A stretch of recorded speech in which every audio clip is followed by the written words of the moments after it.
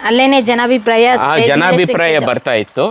ಆಮೇಲೆ ಇವರು ಏನು ನೀನಾಸಂಲ್ಲಿ ಶುರು ಮಾಡಿದ್ರಲ್ಲ, ನೀನಾಸಂ ಅಷ್ಟೇ ಅಲ್ಲ, ಕನ್ನಡ ರಂಗಭೂಮಿ ಅಥವಾ ಭಾರತೀಯ ರಂಗಭೂಮಿಯಲ್ಲೇ ಆ ಕಾಲಘಟ್ಟದಲ್ಲಿ ತುಂಬಾ ಬೇರೆ ಬೇರೆ ರೀತಿಯ ರಂಗಭೂಮಿಯ ಹುಡುಕಾಟದ ಕೆಲಸಗಳು ನಡೀತವೆ. ಅದಕ್ಕೆ ಪೂರಕವಾಗಿ ಹೆಗ್ಗೋಡು ಸಹ ಆ ರೀತಿಯ ಅದಕ್ಕೆ ಎಲ್ಲದಕ್ಕೂ ತೆರೆಕೊಳ್ಳುವ ಮುಕ್ತ ಮನಸ್ಸಿನಿಂದ ಎಲ್ಲ ಹೊಸತುಗಳನ್ನು ಸ್ವಾಗತ ಮಾಡ್ತಾ ಮತ್ತು ಹಳೆಯ ಬೇರುಗಳನ್ನು ಕಂಡುಕೊಳ್ತಾ ಕೂಡಿಸ್ಕೊಳ್ತಾ ಕೆಲಸ ಮಾಡಿರೋದು ನಮಗೆ ಕಾಣುತ್ತೆ. ಇವಾಗ ನಮ್ಮನ್ನೆಲ್ಲಿ ಕರ್ಕೊಂಡು ಹೋಗ್ತಾ ಇದ್ರ ರಂಗಮಂದಿರ ನೀಲಕಂಠೇಶ್ವರ ನಾಟ್ಯ ಸೇವಾ ಸಂಘ, ನೀನಾಸಂ ಫುಲ್ ಫಾರ್ಮ್. ಏನಾದ್ರು ಹಿನ್ನೆಲೆ ನೀಲಕಂಠೇಶ್ವರ? ಈ ನೀಲಕಂಠೇಶ್ವರ ಇದೆಯಲ್ಲ, ಇದು ಏನು ಅಂತಂದ್ರೆ ಈ ಊರಿನ ದೇವರ ಹೆಸರು, ಗ್ರಾಮದೇವರು. ಆ ಗ್ರಾಮದೇವರ ಹೆಸರನ್ನ ತಮ್ಮ ಸಂಸ್ಥೆಗೆ ಇಟ್ಕೊಂಡಿದ್ದಾರೆ. ಆಮೇಲೆ ಅದು ಬೆಳೀತಾ ಬೆಳೀತಾ ನೀನಾಸಂ ಅಂತ ಆಗಿದೆ.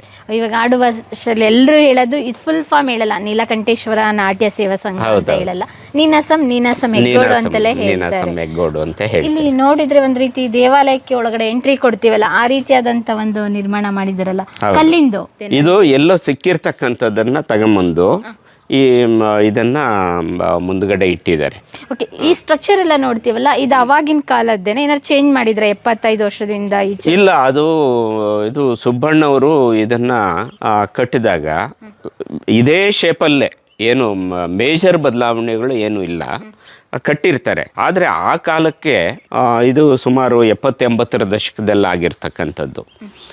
ಸುಮಾರು ಆ ಕಾಲಕ್ಕೆ 3 ಲಕ್ಷದಲ್ಲಿ ಮುಗಿದಿದೆ ಈ ಬಿಲ್ಡಿಂಗಿನ ಕೆಲಸ. ಎಷ್ಟು ಎಕರೆ ಇದೆ ಸರ್? ಇದು ಇಲ್ಲಿ ಬಂದು ಈ ಥಿಯೇಟರ್ ಇರುವ ಜಾಗ ಬಂದು ನಿಮಗೆ 1 ಎಕರೆ ಇರಬಹುದು. ಆ ಕಡೆ 1-2 ಎಕರೆ ಇದೆ. ಒಟ್ಟು ಟೋಟಲ್ 3 ಎಕರೆ ಜಾಗ ಇದೆ.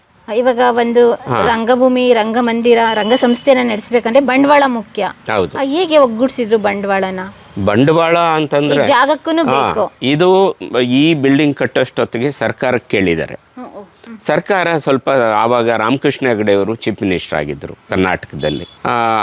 ಮತ್ತೆ ಜೆ.ಎಚ್. ಪಟೇಲ್ರು ಇದ್ರು, ಎಲ್ಲ ಸಮಾಜವಾದಿ ಚಳವಳಿಯಿಂದ ಬಂದಂಥವ್ರು. ಹೌದೌದೌದು. ಹಾಗಾಗಿ ಸುಬ್ಬಣ್ಣ ಅವ್ರಿಗೆ ತುಂಬಾ ಒಳ್ಳೆ ಪರಿಚಯ ಅವರೆಲ್ಲರ ಸಹಕಾರದಿಂದ ಆವತ್ತು ಒಂದಷ್ಟು ಸಹಾಯ ಸಿಕ್ಕಿದೆ.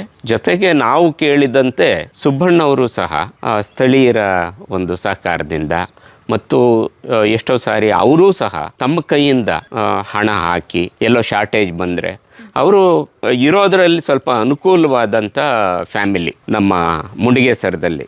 ಅವ್ರಿಗೆ ಇಲ್ಲಿ ಇರುವ ರೈತರಿಗಿಂತ ಸ್ವಲ್ಪ ಭೂಮಿ ಜಾಸ್ತಿ ಇದೆ. ಹಾಗಂತೇಳಿ ಜಮೀನ್ದಾರರೇನಲ್ಲ ಅವರು.